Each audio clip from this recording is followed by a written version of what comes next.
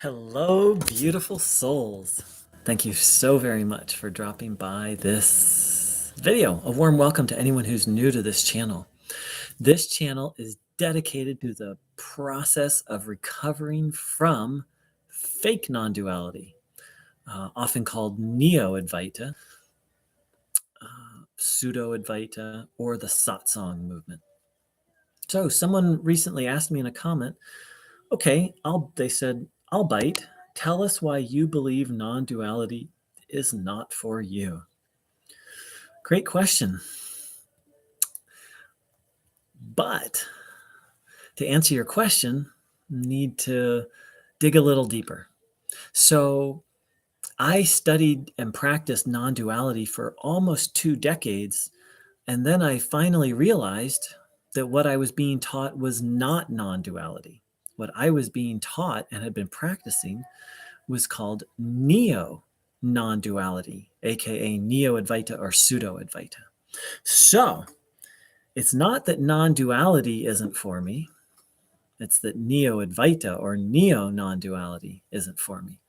It's very important to me to distinguish between the two because I have profound respect for actual non-duality, and it breaks my heart that I have to say actual non-duality, because if you have read something that says it's non-duality, I would be willing to bet 98% of the people, I bet if I gathered 100 people who said, yes, I've read something about non-duality, I'd be willing to bet if upon deeper examination that 99 out of 100 of them actually hadn't.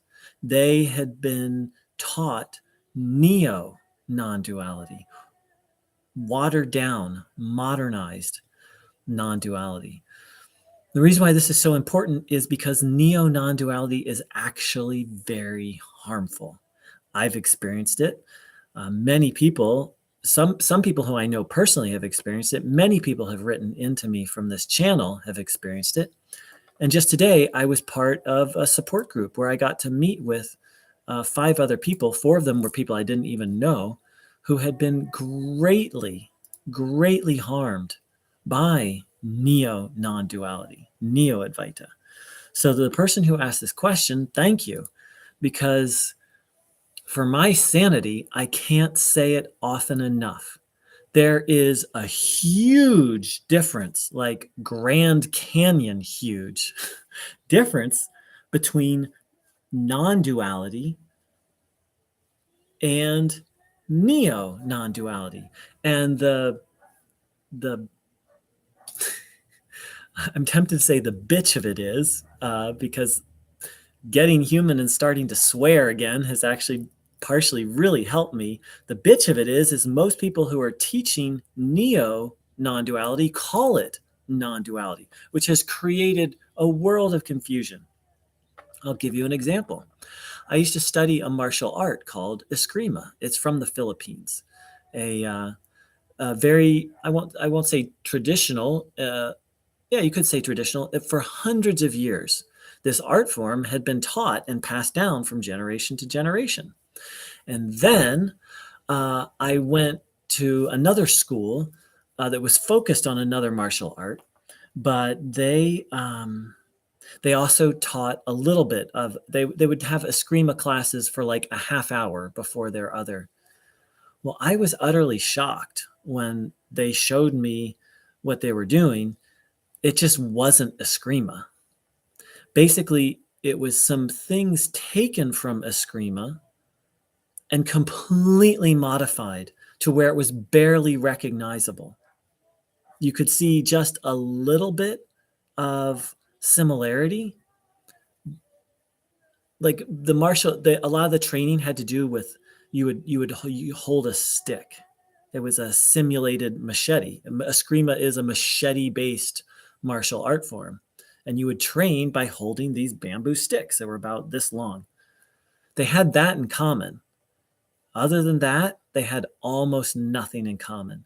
And that is how different actual traditional non-duality is from what most people are calling non-duality today. That was a shocker to me because I had been deeply committed to non-duality for 2 decades. So I thought, but actually I was deeply committed to neo-non-duality, Neo-Advaita.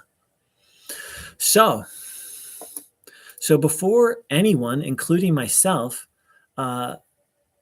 decides whether or not non-duality is for them or not, you sadly need to get clear on what non-duality is. And I'm not talking in any like philosophical or like become enlightened sense of the word. I'm talking about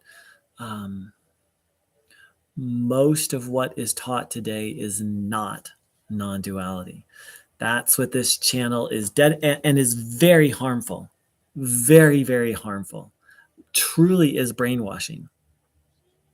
Is like that's what today in the support group that I was a part of, it wasn't so much a support group as a more like a discussion group that had the theme of supporting each other and recovering from fake non-duality. Just kind of came to this conclusion that it really is brainwashing. It really is a complete distortion of your sense of reality. And so how to recover from it? Well, that's going to look different for each person. Some things that I've come up with that have been helpful for me is to first learn the difference between the two. Find someone who actually is part of an actual Hindu tradition. And anyone who claims Papaji is part of their lineage is not. Papaji has no lineage. Papaji himself wasn't given permission to teach by anyone. Find an actual Hindu teacher, or there non-duality exists within Buddhist traditions. Like find an actual teacher with an actual lineage and learn from them, and you will be shocked at the difference. Like Grand Canyon, shocked. Like the difference is that deep and vast. So that was the first part. The second part was recognizing that Neo-Advaita was harming me and just stopping it altogether, not unsubscribing from the mailing lists, not watching Neo-Advaita videos, not doing Neo-Advaita meditations, not thinking Neo-Advaita thoughts, and just making a firm commitment to stop. Then the next piece for me was unraveling all the different distortions, which a big part of this channel is nothing more and nothing less than me unraveling undoing the brainwashing that I experienced. Another huge part of it is learning how to take care of yourself.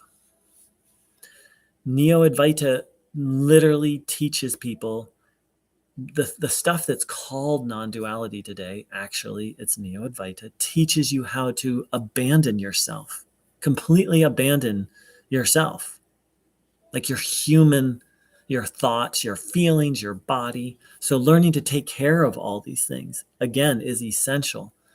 Finding a spiritual path that's actually healthy and helpful, and also finding community, finding genuine, supportive, nourishing connections, literally learning how to become a human again, getting in touch with your hobbies.